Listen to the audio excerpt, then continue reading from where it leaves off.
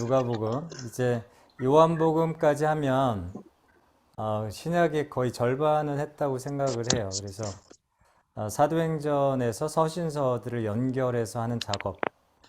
크게 그 신약을 읽을 때 큰 두 산이 있거든요. 하나는 마테마가 누가 요한, 네, 이 사복음서를 읽는 부분 하나고요. 예수님의 행적을 따라서. 두 번째는 사도행전과 서신서를 연결해서 어떻게 해서 서신서가 어떤 이유로 또 어떤 내용을 가지고 사도행전 그 1차, 2차, 3차 전도 여행 속에서 서신서가 쓰여졌는지, 특히 바울 서신. 그 두 가지 산만 넘으시면 신약은 그렇게 어렵진 않습니다. 자, 그래서 누가복음 힘을 내시고요. 24장인데요. 자, 누가는 마가복음이 제일 먼저 쓰여졌다고 말씀드렸죠. 마가복음이 지난 주일날, 지난주에 우리가 같이 나누면서 70년 전후, 근데 보통은 70년 이전에 쓰여졌을 것이다. 왜 70년이냐? 그러니까 신약에 있어서 굉장히 중요한 해가 AD 70년입니다. 네, AD 70년인데요. 이때 AD 70년이 무슨 좀 불행한 사건이 있었죠? 기억하시죠? 예루살렘 성이 로마에 의해서 완전히 회파된 그 해입니다. 그래서 66년부터 로마와 유대 간의 전쟁이 있었는데 결국은 게임이 안 되는 전쟁이었죠. 그래서 70년에 결과적으로 완전히 패망하면서 예루살렘 성 자체가 완전히 무너져 버리는. 그래서 AD 70년이 굉장히 그 기준이 되고 있어요. 그래서 이 종말 설교, 순환 전에 항상 종말 설교가 있잖아요. 마가복음 같은 경우는 14, 15가 예수님의 순환을 다루고 있다면 13장이 종말 설교, 그렇죠? 이게 공식 같아요. 마태복음 같은 경우는 25장, 그죠? 26, 27 순환이죠. 그래서 바로 그 순환 앞에 종말 설교 하시거든요. 마가복음도 똑같아요. 누가복음도 똑같아요. 이 22장, 23장 순환장이 항상 두 장이죠. 십자가 체포당해서 죽으시고 이 순환장 바로 앞에 항상 이때 마지막 세상의 마지막 인자가 오실 때 일들을 이야기하면서 정말 순환 이 세상의 마지막 일들을 이야기하시는데 그때 예루살렘 이 회파 돌 위에 돌 하나도 남기지 않을 것이다. 예루살렘 성이 완전히 그 멸망당할 것이라고 하는 1차적인 재난 설교를 하시거든요. 그래서 이때를 예고로 볼 것인가 아니면 보도로 볼 것인가 이 순환, 이 종말 설교를 예루살렘 성이 무너질 것이다. 그렇죠? 무너질 것이다 앞으로. 이렇게 예고하면 70년 이전에 쓰여졌다는 이야기고요. 이해되셨죠? 보도로 볼 것이다. 이미 예루살렘 성이 회파된 이후에 차후에 이것을 예루살렘 성에 대한 그 재난에 대한 보도로 보면 70년 이후에 쓰여졌다고 보는 거죠. 그러니까 마가복음은 예루살렘 성이 무너지기 바로 직전에 쓰여졌다고 보기 때문에 68년에서 69년 정도 바로 직전에 쓰여졌다고 보는 거죠. 최초로. 네, 그렇죠? 그걸 지난주에 이야기했었고요. 누가복음은 그러면 언제 쓰여졌느냐라고 했을 때 이거는 특정할 수가 없어요. 추측할 뿐이죠. 자, 추측할 뿐입니다. 그래서 누가복음은 보통 AD 80년에서 90년 이렇게 넓게 잡는 이유가 그 누구도 언제 쓰여졌는지 정확하게 특정할 수 없기 때문에 여러 학자들이 이렇게 추측할 뿐입니다. 자, 이 추측하는 이유가 두 가지가 있어요. 첫 번째는 뭐냐면 여러분 그 누가복음 1장 1절에 보시면요. 데오빌로여 이렇게 말씀하면서 1장을 한번 쭉 볼게요. 1장 2절 말씀 제가 한번 읽어볼게요. 들어보세요. 처음부터 목격자와 말씀에 일꾼된 자들이 전하여 준 그대로 내력을 저술하려고 붓을 든 사람이 많은지라. 그쵸? 여기에 이 예수님의 생애에 대해서 누가뿐만 아니라 자기가 쓰기 전에 이미 그 목격하고 말씀에 일꾼된 자들이 예수님에 대해서 많이 저술하고 기록하려고 붓을 든 사람이 많았다. 그러면 그 중에 누가 반드시 포함되어야 됩니까? 붓을 든 사람 중에 반드시 포함되어져야 될 사람 누구죠? 지난주에 다루었던 마가죠. 그쵸? 예, 마가가 누가보다 먼저 예수님에 대해서 썼거든요. 그래서 마가보다는 그 이후에 쓰여졌을 것이다. 그래서 우리가 AD 70년 성이 완전히 멸망당하고 나서 쓰여졌을 것이다 라고 생각을 해서 80년, 90년 정도로 추측을 하는 거죠. 그리고 여러분 누가복음 13장 말씀 보시면 누가복음 13장 말씀이요. 네. 13장 34절. 네, 13장 34절. 거기 보시면요. 그 예루살렘에 대한 그 한탄, 네, 안타까움을 말씀하시죠. 예루살렘아, 예루살렘아, 선지자들을 죽이고 내게 파송된 자들을 돌로 치는 자여, 암탉이 제 새끼를 날개 아래에 모음같이 내가 너희의 자녀를 모으려 한 일이 몇 번이냐. 그러나 너희가 원하지 아니하였도다. 예루살렘을 보시면서 굉장히 한탄하셨던 이 말씀을 보도로 보는 거죠. 보도. 앞으로 되어질 일이 아니라 이미 되어졌는데 그것을 증언하는 성격의 기록으로 보는 거죠. 또 한 가지가 뭐냐면 21장 20절 누가복음 21장 종말 설교죠. 21장 20절 말씀. 네, 20절 말씀 같이 한번 읽어볼까요? 21장 20절. 너희가 예루살렘이 군대들에게 에워싸이는 것을 보거든 그 멸망이 가까운 줄을 알라. 자, 이 군대가 어떤 군대겠습니까? 로마 군대죠. 예, 로마 군대입니다. 그러니까 이게 이미 되어질 일이 아니고 이미 이 로마 군대가 예루살렘 성을 둘러싸고 무너뜨린 것을 나중에 기록한 것으로 본다. 이러한 이제 여러 가지 주요 사건들을 중심으로 AD 80년에서 90년 사이에 누가복음이 쓰여질 것이다. 그렇게 생각을 합니다. 네. 어쨌든 70년 전후로 해서 복음서가 이렇게 쓰여졌다는 것을 기억하시면 될 것 같습니다. 구조를 한번 볼게요. 마태도 그렇고 마가도 그렇고 누가도 그렇습니다. 지리적인 구조로 보시면 굉장히 쉬운데요. 지리적인 구조를 보실 때 딱 그 세 덩어리가 있죠. 첫 번째는 어디죠? 어디서부터 항상 시작하죠? 지리적 구조. 항상 지리적 구조는 갈릴리에서 시작하죠. 그렇죠? 갈릴리 중간 토막이 뭐죠? 갈릴리에서 예루살렘으로 올라가는 상경기, 여행기죠. 그게 가운데 토막. 그리고 마지막 토막은 뭐죠? 예루살렘 십자가를 지시러 예루살렘에 마지막으로 올라가시는 예루살렘 일주일의 그 사역기, 십자가와 부활, 그리고 40일. 이 이제 세 토막으로 나누거든요. 그러면 1장부터 24장까지가 어디가 갈릴리고 어디가 여행기고 어디가 예루살렘인가 그걸 한번 나눠보죠. 첫 번째 1장부터 2장까지는요. 예수님의 유년기예요. 예수님의 출생 그리고 소년기가 나옵니다. 네, 마가복음에는 이런 게 안 나오죠. 네, 근데 마태복음에 예수님의 출생이 나오지만 유년기에 대해서는 이 누가복음이 조금 더 소년기죠. 소년기. 네, 소년기에 대해서는 요한복음과 그다음에 이 누가복음 잠깐 다루고 있습니다. 1장부터 2장까지. 그리고 3장부터 4장까지는요. 준비 기간입니다. 그러니까 예수님의 사역을 준비하는 그런 준비 기간으로 볼 수 있고요. 자, 조금 더 우리가 좀 나눠서 보시면 4장 14절이요.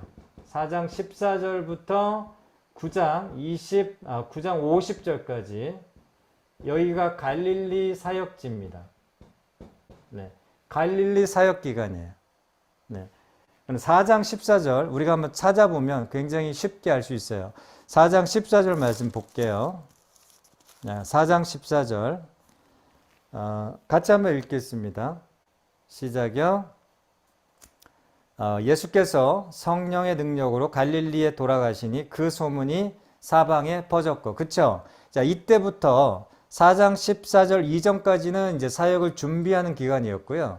세례받고. 그래서 보시면 이 표를 한번 쭉 같이 그려보세요. 그때 한번 채워보겠습니다. 1장 보시면, 1장 보시면 요한이 출생하죠. 굉장히 특별한 시작입니다. 그래서 누가복음은요, 여자에 대한 굉장한 그 강조를 힘주어서 기록해 놨습니다. 그러니까 이게 굉장히 마태, 마가, 요한과 틀린 누가만 가지는 특징 중에 하나가 뭐냐면 여성의 역할, 여성의 능력에 대해서 평가절하지 않고 침묵하지 않고 굉장히 여성의 역할을 강화합니다.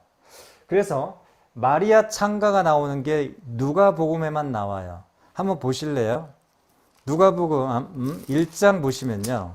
여자의 어떤 그 출생에 있어서 역할을 굉장히 강조해 놨습니다. 세례 요한의 출생으로부터 시작하는데요. 누가복음은 거기 보시면 엘리사벳 나옵니다. 그러니까 요한의 어머니, 세례 요한의 어머니 엘리사벳, 네, 그쵸? 네, 36절 말씀 같이 한번 볼까요? 40절 말씀 같이 한번 보겠습니다. 40절, 41절 시작. 사가랴의 집에 들어가 엘리사벳에게 문안하니. 41절. 엘리사벳이 마리아가 문안함을 들으며, 여기 마리아는 예수님의 어머니 마리아입니다. 문안함을 들으며 아이가 복중에서 뛰노는지라 엘리사벳이 성령의 충만함을 받아. 그렇죠. 그러니까 요한을 출생했던, 세례 요한을 출생했던 어머니 엘리사벳에 대해서 누가만 이야기합니다. 그 여성의 역할에 대해서 그 누가만 굉장히 그 당시 평가절하했던 여성 계층에 대해서 굉장히 그 중요한 역할을 한 장본인으로 이렇게 부각시켜요. 그리고 성령을 부각시킵니다. 그러니까 누가 뭘 썼죠? 누가복음과 사도행전을 같이 썼죠. 그렇죠? 유일하게 복음서 저자 중에서 사도행전을 같이 쓴 사람이에요. 누가는. 그래서 누가복음은 예수님의 교훈과 삶을 다루었다면 사도행전은 예수님의 제자들, 사도들의 교훈과 활동을 다루고 있어요. 그러니까 이 두 가지를 같이 다룬 복음서 저자는 누가가 유일해요. 자, 마태도 그렇고 마가도 그렇고 요한도 그렇고 다 예수님만 포커싱 했습니다. 근데 누가는 예수님의 활동, 예수님의 교훈, 삶 플러스 무엇도 다뤘어요? 예수님의 제자들이 어떻게 활동했는지에 대해서도 같이 다룹니다. 그러니까 이게 같이 한 권이에요. 한 권. 누가복음과 사도행전이. 그래서 누가는 아까 처음으로 돌아와서 여성에 대해서 굉장히 강조한다. 그래서 요한의 어머니 엘리사벳 이야기도 누가만 이야기하고 있고, 또 한 가지 여러분 그 마리아 찬가가 나와. 이것도 누가만 나와요. 마리아 찬가가 여러분 그 1장 46절 말씀 보시면요. 마리아가 이르되, 여기 예수님의 어머니 마리아예요. 내 영혼이 주를 찬양하며 쭉쭉쭉 한번 나중에 읽어보세요. 통독하실 때. 네. 이렇게 여성의 어떤 그 역할, 여성을 통해서 예수님의 그 하나님의 나라가 시작이 된 것을 굉장히 부각시킵니다. 이게 누가만의 가지는 특별한 관점이에요. 그러니까 이런 관점을 가지고 누가복음을 반드시 읽으셔야 됩니다. 그러니까 그 어떤 사람도 여성에 대해서 하나님의 나라의 여성의 역할에 대해서 강조한 복음서 저자가 없었어요. 그러니까 이건 굉장히 충격적이고 획기적인 관점입니다. 그러니까 이 관점을 절대 놓치시면 안 돼요. 그리고 성령을 굉장히 강조합니다. 그러니까 사도행전 보시면 거의 성령행전이죠. 이게 누가의 관점이에요. 복음서를 이야기할 때도 성령이 얼마나 예수님의 그 활동에 있어서 강력한 역할을 하셨는지에 대해서 굉장히 강조합니다. 아까 제가 말씀드렸던 부분에 41절 1장 엘리사벳이 마리아가 문안함을 들을 때 세례 요한이 뱃속에서, 어머니 뱃속에서 성령의 충만함을 받았다. 엘리사벳이. 네. 그러니까 이 성령의 역할에 대해서 여성의 역할, 성령의 역할 두 가지를 굉장히 강조한다. 이게 누가의 특별한 관점이다. 그런 부분을 좀 이해하시면 좋을 것 같습니다. 그래서 1장 보시면 마리아, 엘리사벳, 요한 출생, 그러니까 요한 출생으로 그 포커스를 잡고 1장을 기억하세요. 2장은 연이어서 예수 출생, 1장 요한, 세례 요한 출생, 2장 예수 출생. 근데 그 역할, 예수가 이 땅에 오시는데, 세례 요한이 이 땅에 오는데 중요한 역할을 했던 사람이 누구다? 그 당시에 많은 사람들에게 그 평가절하됐던 여성들, 그리고 보이지 않는 성령님 역할이 굉장히 중요했다는 것을 강조하고 있다. 세 번째 보시면 이제 준비가 되죠. 준비. 그러니까 3, 4장은 준비예요. 3, 4장 준비. 자, 세례 요한 출생, 2장 예수 출생, 3장에 세례 받으시고 족보가 나와요.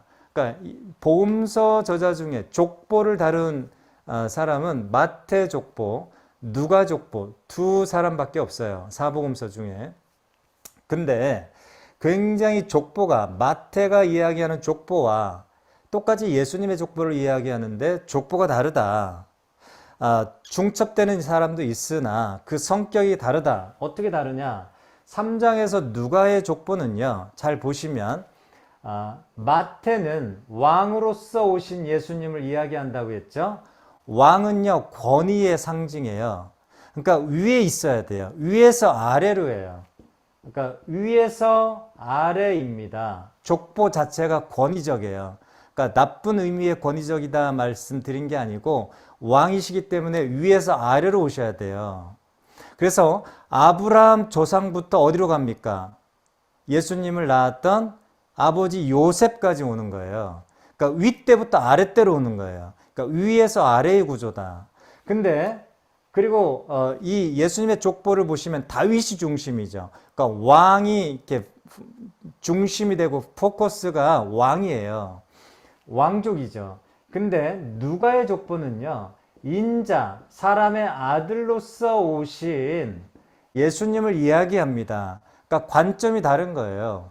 마태는 유대인에게 증언하기 위해서, 어필하기 위해서 왕으로서 오신 예수님이 필요한 거고, 누가는 이방인의 관점에서, 그렇죠? 이방인 선교에 포커스를 맞추기 때문에 사도행전 보세요. 다 이방인 선교의 중심을 가지고 기록하잖아요. 똑같아요. 예수님도 유태인만을 위해서 온 게 아니고 예수님은 전 인류를 위해서 오셨다. 사람의 아들로. 그래서 인자로서 예수님을 이야기하기 때문에 위에서 아래로 오면 별로 효과적이지 않은 거예요. 그럼 어떻게 해야 효과적으로 예수님이 이렇게 다가올 수 있죠? 어필할 수 있죠? 이방인에게? 바꿔야 되죠. 아래에서 위로 가야 돼요. 그렇죠. 아래에서 위로 가야 돼요. 아래에서 위로 가는 족보를 지금 이야기하고 있습니다. 자, 한번 찾아보죠. 3장 말씀 보시면 3장에 23절 말씀 보시면요. 족보가 나와요. 예수님의 족보가 나오는데 가장 먼저 등장하는 사람 누굽니까? 23절 그냥 집어내시면 돼요. 사람 이름 누구죠? 요셉이 나오죠. 그쵸? 예수님의 아버지 요셉이에요. 그리고 제일 마지막으로 보세요. 39절 그 3장 제일 마지막 절에 보시면 인물 하나 집어내 보세요. 누가 제일 위에 있음, 제일 마지막에 나와요. 아담이죠. 그죠? 아담인데 아담에서 어디까지 가요? 그 위는 하나님이시니라. 이게 누가 족보? 그러니까 요셉부터 시작해서 하나님까지 거슬러 올라가요. 예수님의 족보가. 그러니까 어디로? 아래에서 위의 족보다. 아래에서 위의 족보다. 근데 전 인류를 다 포함하고 있다. 전 인류. 예수님의 족보가. 그쵸? 하나님까지 올라가 버렸으니까. 아담까지 올라가 버렸으니까. 전 인류를 포함하는 거야. 아담 자체가 전 인류를 포함하는 상징적 인물이에요. 네. 그래서 아담, 그러니까 모든 인물을 다 이름 기록해 보세요. 수천 권이어도 부족하죠. 근데 아담 하나 딱 끼워 놓음으로 인해서 구약 전체를 포함하고 전 인류를 다 포함해 버리는 거예요. 그래서 이 족보는 전 인류를 대표하는 그 자손으로 예수님께서 이 땅에 오셨다. 이것을 굉장히 강력하게 증거하고 있습니다. 그래서 누가의 관점은 보편주의예요. 보편주의. 마태는 유대인만을 위해서 오셨다라고 굉장히 강하게 어필하죠. 그죠? 유대인의 뭐예요? 사마리아로 들어가지 말고 이방인의 고을로도 가지 말고 차라리 잃어버린 유대인의 마을로 가라고 말씀하셨잖아요. 10장의 말씀 보시면 제자들 파송하시면서. 그죠? 근데 그래서 특수주의예요. 특수주의. 네, 특수주의. 마태복음은 특수주의예요. 그러니까 유대인 위에서 아래 다 이게 일맥상통하는 거예요. 마태는 유대인을 중심으로 해서 선교를 하고 있기 때문에 특수주의예요. 이방인에게 대해서 굉장히 마음을 열지 않는다. 근데 누가는 어떠해요? 족보에서 보는 것처럼 전 인류, 이방인 선교에 굉장히 그 포커스를 맞추고 있기 때문에 보편주의다. 보편주의가 유니버셜리즘이에요. 전 우주주의. 네. 네.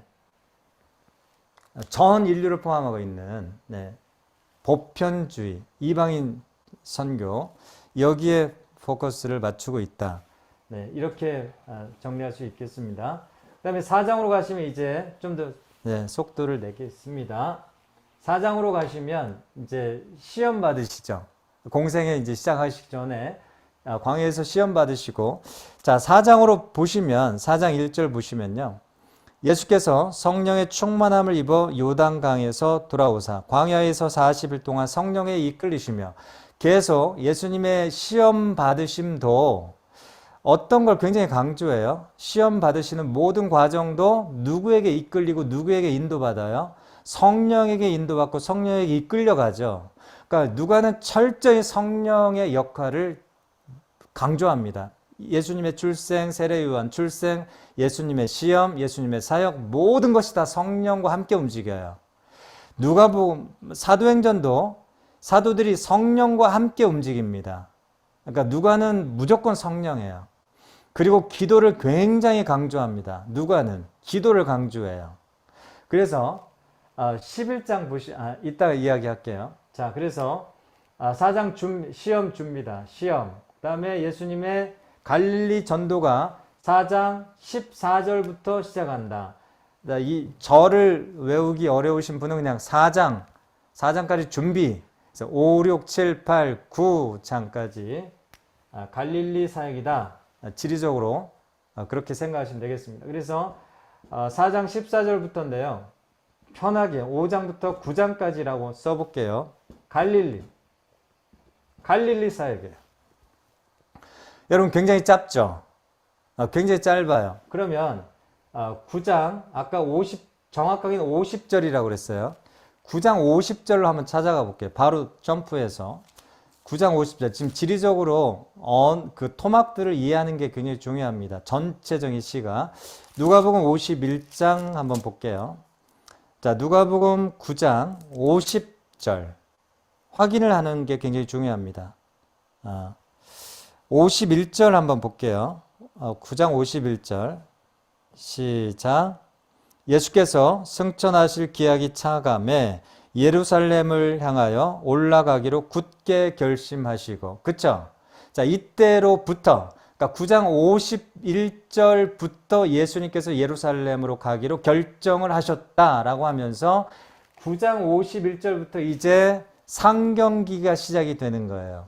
그러니까 유대로 이동을 하면서 예루살렘을 향하여 이제 갈릴리 사역을 여기서 다 끝내버려요. 그러니까 굉장히 짧은 거예요. 누가는 5, 6, 7, 8, 9 5장에 걸쳐서 갈릴리 2년의 사역을, 그러니까 거의 2년 6개월 사역을 다 그냥 뭐랄까요, 이 5장에 다 담아버렸어요. 굉장히 짧게 해놨어요. 그리고 9장 51절부터 아까 읽었죠. 그냥 쉽게 10장이라고 생각하시면 되겠어요. 외우기 어려우신 분은. 9장 51절부터 19장 28절까지 이게 뭐냐면 중간 토막이에요. 갈릴리에서 예루살렘으로 올라가는 과정 속에서, 여정 속에서 가르치고 사역했던 이야기예요. 이게 뭐예요? 여행기. 예루살렘 여행기 내지는 상경기, 네. 서울로 올라가는 거예요. 예루살렘 올라간. 그러니까 누가의 특징은 뭐냐면 이 상경기가 그 어떤 복음서보다 가장 길게 써놨다. 마태나 마가는 이 중간에 올라가는 토막을 굉장히 짧게 해놨는데 누가는 반대로 갈릴리 사역을 5장에 걸쳐서 해놓고 그 다음에 중간 토막 갈릴리에서 예루살렘으로 올라가는 그 상경기를 한번 해보세요. 10, 11, 12, 13, 14, 15, 16, 17, 18, 19 10장에 걸쳐서 중간에 상경기를 길게 써놨다. 중간을. 이게 누가의 특징이라면 특징입니다. 그러니까 갈릴리는 5장, 그죠? 5장. 크게 봐서. 상경기, 중간, 여행기는 몇 장이요? 10장을 써놨어요. 1장부터 4장은 준비. 네, 4장. 그럼 나머지는 뭐겠어요? 나머지. 그러니까 19장 29절부터 마지막 28장 부활 승천하실 때까지 이건 뭐겠어요? 예루살렘. 네, 예루살렘. 예루살렘 사역이죠. 십자가에 달려 돌아가시고 성전 정화하시고 부활하시고 승천하시고 선교 미션. 네, 대명령하시고. 자, 이거예요. 자, 그러면은 네, 20장으로 한번 크게 나눠서 외우기 쉽게 20장부터 28장, 죄송합니다. 28장이네. 24장이죠. 네, 24장.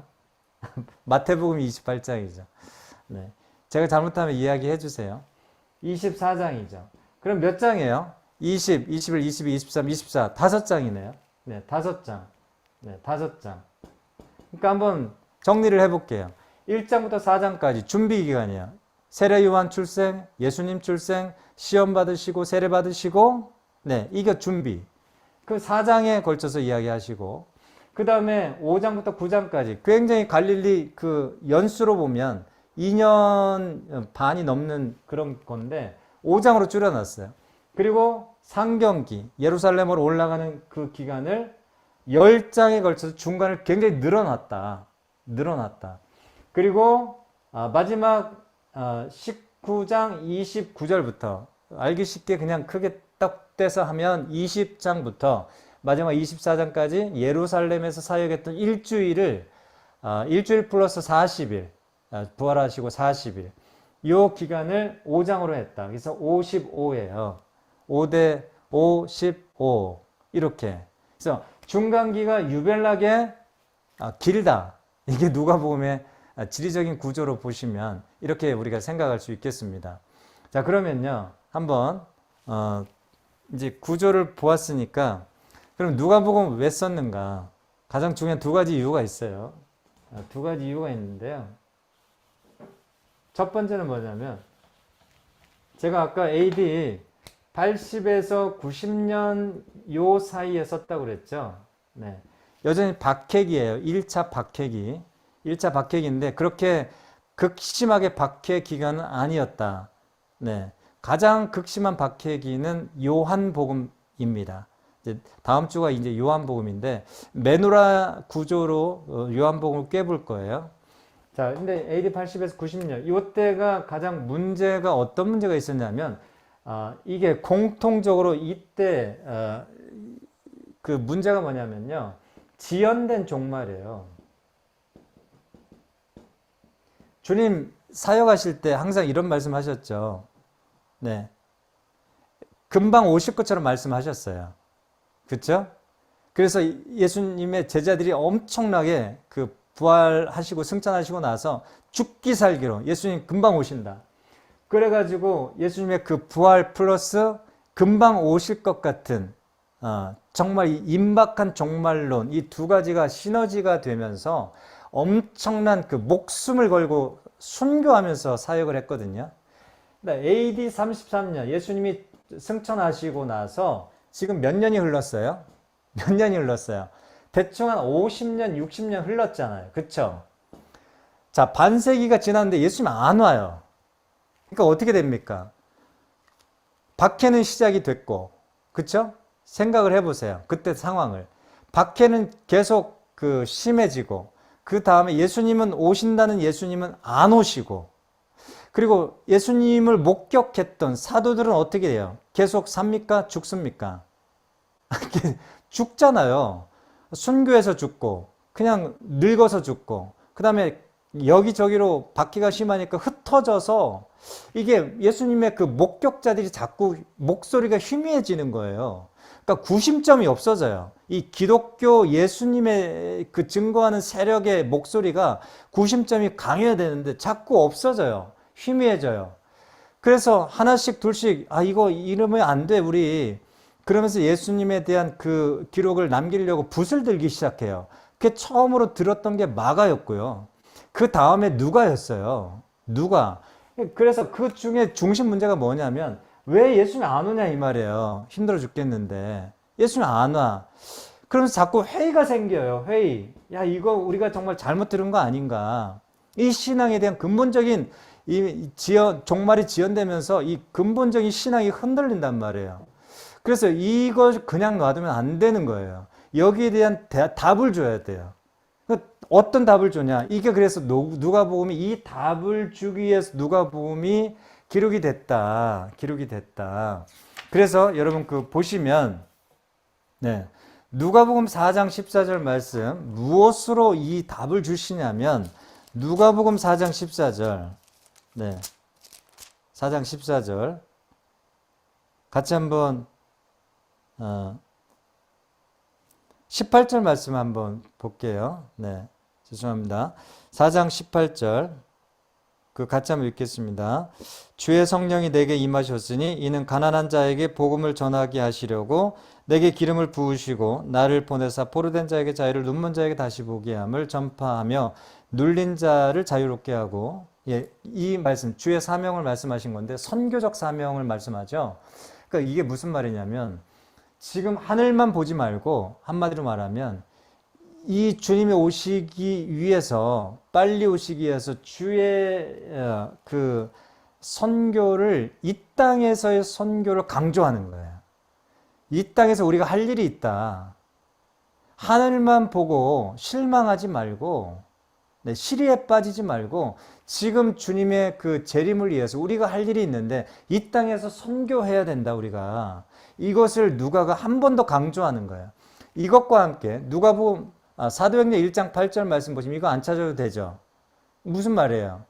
사도행전 1장 8절 누가가 쓴 거예요. 주의 성령이 예루살렘과 사마리아 온 유대와 땅까지로 내 증인이 되리라. 선교를 굉장히 강조하는 거예요. 누가는.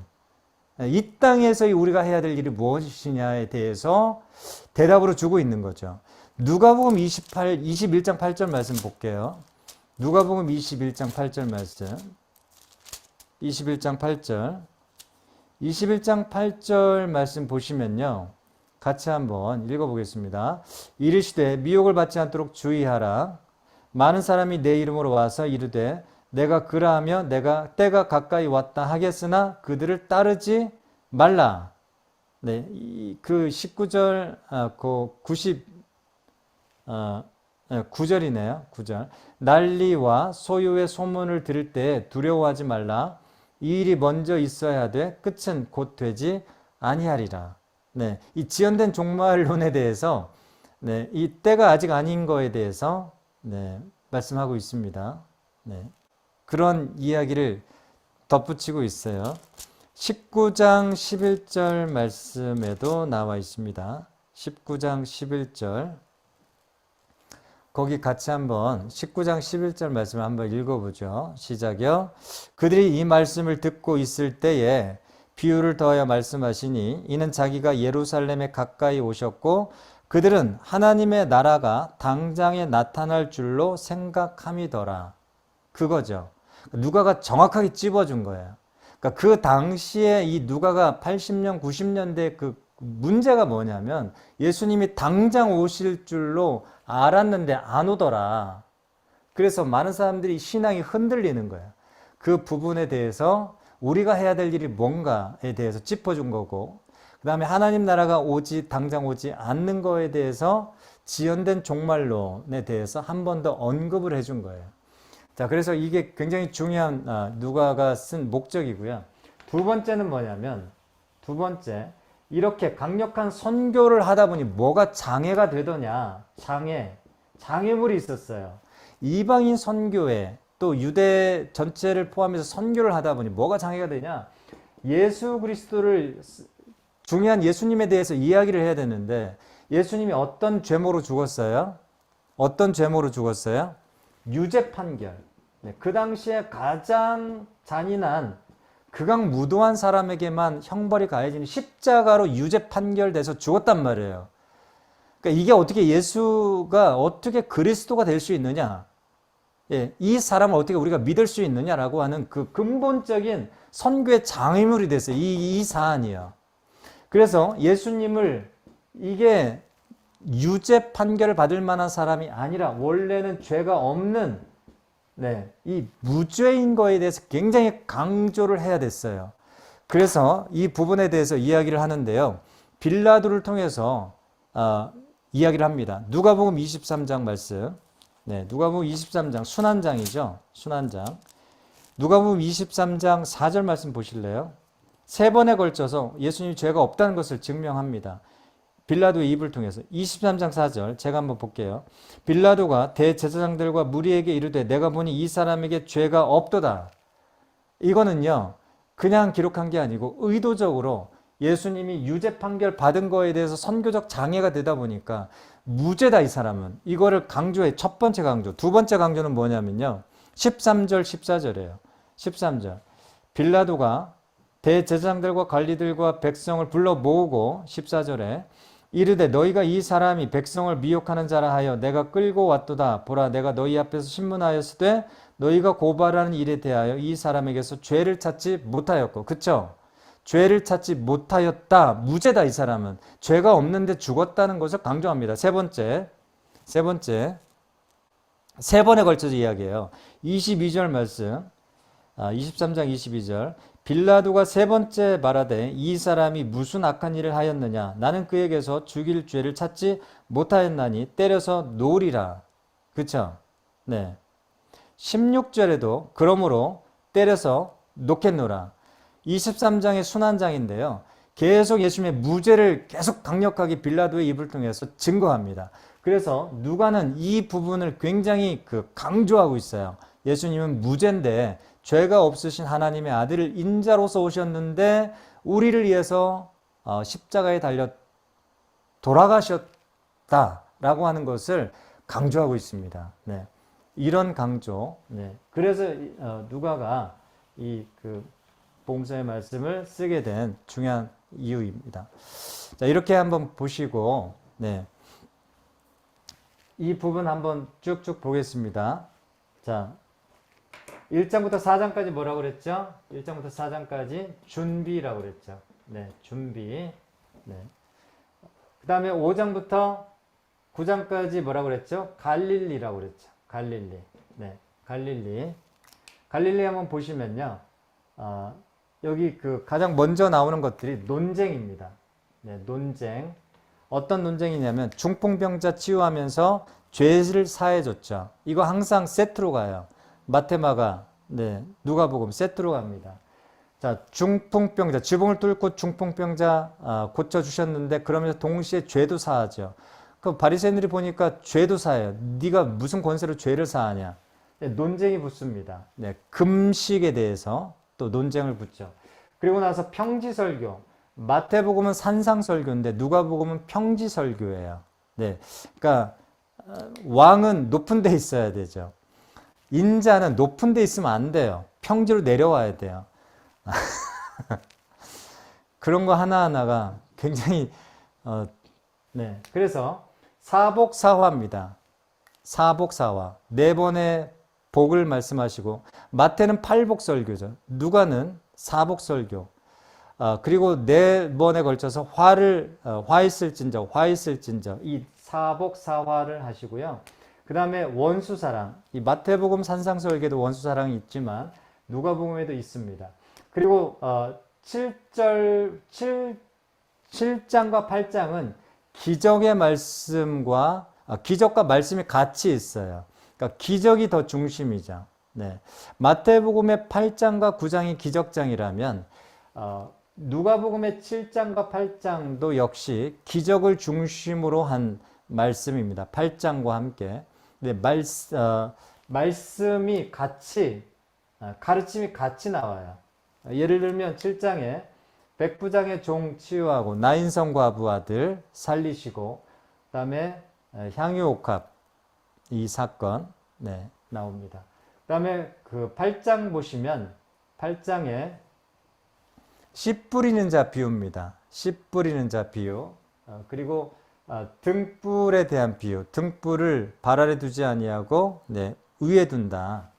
그 다음에 풍랑을 잔잔케 하시고 귀신을 몰아내십니다. 그래서 귀신이 돼지떼로 가죠. 그리고 야이로의 딸을 살리시고 혈루증 여인을 고치시는 사건.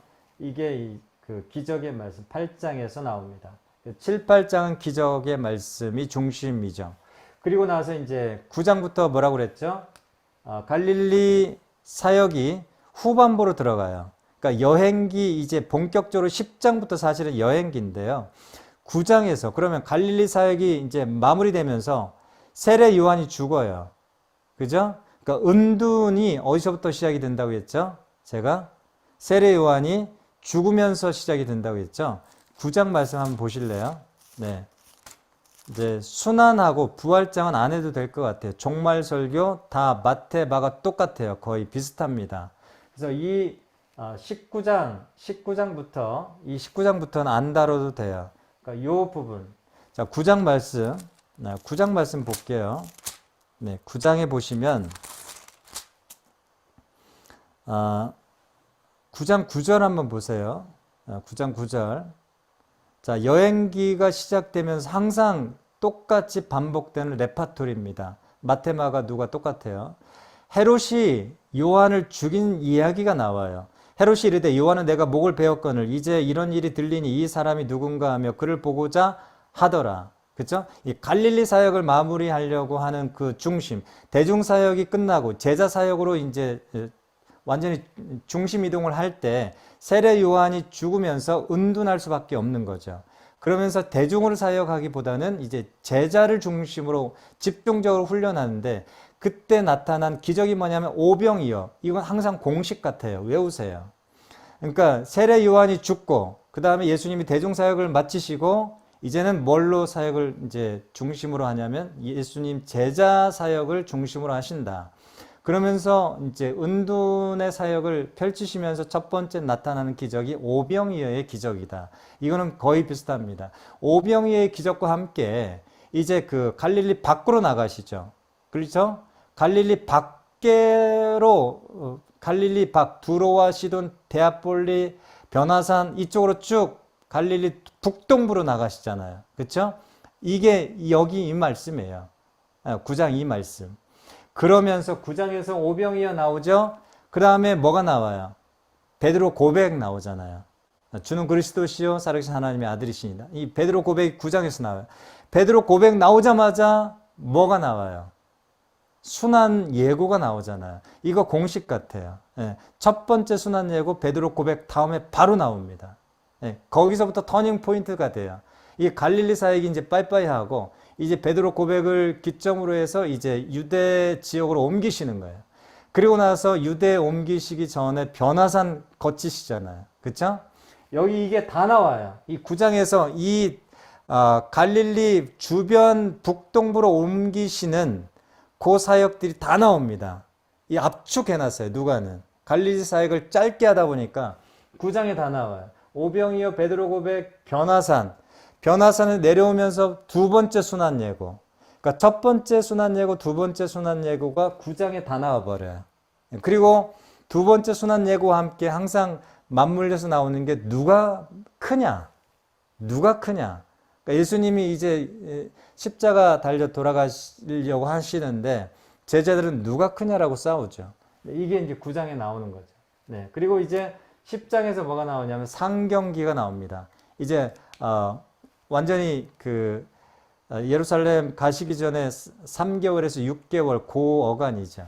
상경기가 나오고 여기서 70인 제자 파송하는 거. 그렇죠? 베레아 지역으로. 그렇죠? 6개월 전에 미리 70인 파송하죠. 70인 제자 파송하시고, 그 다음에 이제 이것만 나오죠. 선한 사마리아인 비유가 여기 이제 누가복음에서만 나옵니다. 누가복음. 자, 여기서 이제 상경기가 시작이 되고요. 그 다음에 11장부터 이 중간 토막 19장까지요. 이 중간 토막 뭐라고 그랬죠? 여행기라고 그랬죠. 여행기. 네. 여행기. 이것만 하고 마치겠습니다. 여행기인데요. 여행기 쭉 보시면 여행기에서 그 중심에 15장부터 써보세요. 15장. 비유장이에요. 여러분 잘 아신. 중간에 딱 이거를 기점으로 생각을 하시면 좋습니다. 15장의 비유장인데 세 가지를 잃어버려요. 잃은 걸 다시 찾는 거. 세 가지 뭐예요? 첫 번째, 잃은 양 비유. 99마리 남겨두고 한 마리 잃은 양 찾는 거. 잃은 드라크마, 동전 찾는 거. 그쵸? 한 여인이 찾아요. 그것도. 여자가 찾아요. 세 번째 뭐예요? 잃은 아들. 잃어버린 탕자. 그러니까 두 번째, 탕자 비유예요. 그러니까 잃은 양, 잃은 은전, 잃은 드라크마, 잃은 양, 잃은 아들. 세 가지. 잃은 걸 찾는 거예요. 비유장, 15장. 요 15장을 중심으로 해서 자, 옆에 13장, 14장, 말씀과 기적. 14장도 말씀과 기적 써보세요. 그 다음에 18장과 19장, 17장과 18장, 요 두 개. 15장 비유장, 잃은 양, 잃은 동전, 잃은 아들, 15장 이 비유장을 중심으로 그 전후가 두 장씩 13장, 14장 말씀과 기적.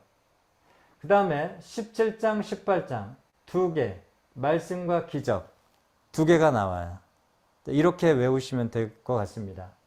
이해되셨죠? 다시 한번 15장 비유장, 잃은 것을 다시 찾는 비유장을 중심으로 13장과 14장 그리고 17장과 18장 이렇게 두 개씩 좌우로 두 개씩 13, 14, 17, 18 두 개씩 말씀과 기적, 말씀과 기적 이렇게 중심으로 나온다.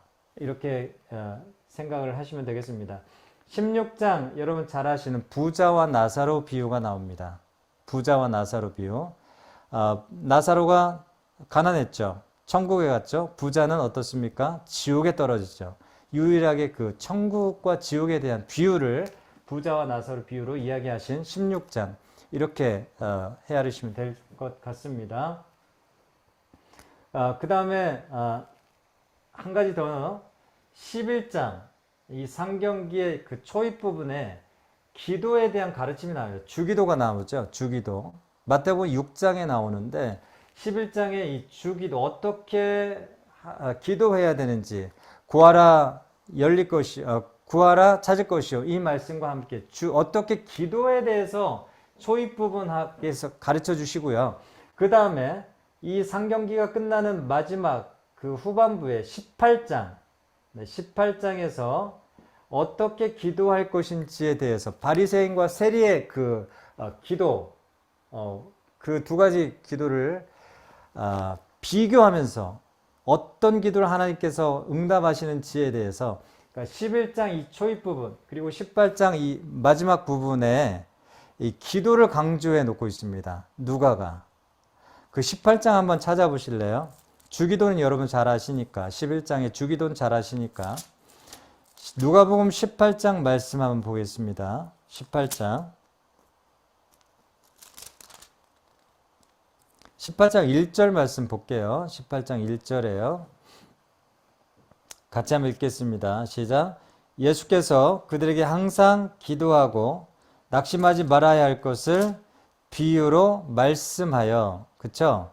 그러니까 이 18장 전체의 가장 중요한 이야기는 뭐냐면 어떻게 기도할지에 대한 이야기입니다. 어떻게 기도할지. 그래서 과부와 재판장, 끊임없이 과부가 재판장에게 간구하죠. 네. 그리고 바리새인과 세리. 바리새인은 거룩한 기도만 하고 세리는 내가 죄인입니다 라는 정말 깨어짐의 기도를 하죠. 그래서 기도에 대한 이야기를 합니다. 그래서 초입 부분과 이 마지막 이 18장 이 여행기의 초입과 후반에 기도의 말씀을 강조하고 있다라는 것을 우리가 좀 볼 필요가 있습니다. 나머지 부분은 여러분이 한번 쭉 통독하시면서 보셔도 될 것 같습니다. 네, 그리고 19장에서는 이제 예루살렘 입성으로 시작이 되죠. 나머지는 다 똑같아요.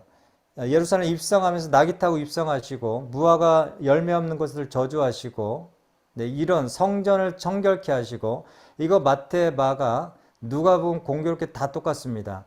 근데 여기서 추가된 게 하나가 있다면 여리고에서 삭개오를 만나는 거예요. 여리고에서 삭개오 만나는 거. 요게 추가됐어요. 네. 그리고 나머지 이제 20장 논쟁이죠. 예루살렘 들어가니까 바리새인들 많잖아요. 그 사람들하고 질문하고 논쟁해요. 이거 마테마가 똑같이 나오는 거예요. 세금을 누구에게 드려야 되느냐. 부활이 없다 믿는 사두개인들이 부활에 대해서 이야기 질문하는 거, 논쟁하죠. 네, 20장 논쟁입니다. 그리고 21장에서는 종말에 대한 설교. 네, 이렇게 쭉 똑같이 패턴이 이어져 갑니다. 여기까지 하겠습니다. 네, 그래서 한번 누가복음 이번 주에 한번 읽어보시고요. 네, 생각을 한번 그 누가의 관점으로 한번 읽어보시면 좋겠습니다. 제가 기도하고 마치겠습니다. 하나님 아버지, 주님 온 세상을 향한 정말 주님의 그 인자로서 오신 예수님을 또 우리가 다시 한번 이 누가복음을 읽으면서 묵상하며 또 기억할 수 있도록 인도해 주시고 또 여성에 대해서 또 하나님 지연된 종말에 대해서 하나님 온 땅을 위해서 오신 예수님을 이 누가의 기록을 통해서 볼 수 있도록 인도해 주시고 하나님 특별히 성령님의 역할에 대해서 누가가 어떻게 썼는지 우리가 정말 하나님 함께 통독하며 이해하고 또 마음 가운데 감사하는 그런 귀한 시간들로 채워주시기를 원합니다. 특별히 고난주간을 저희들이 같이 보내고 있는데 이 고난주간 이 시간을 통해서 예수님의 그 고난을 묵상할 뿐만 아니라 우리에게 주시는 그 고난의 의미를 각자 우리의 마음과 삶에 새길 수 있도록 인도하여 주옵소서. 예수님의 이름으로 감사하며 기도합니다. 아멘.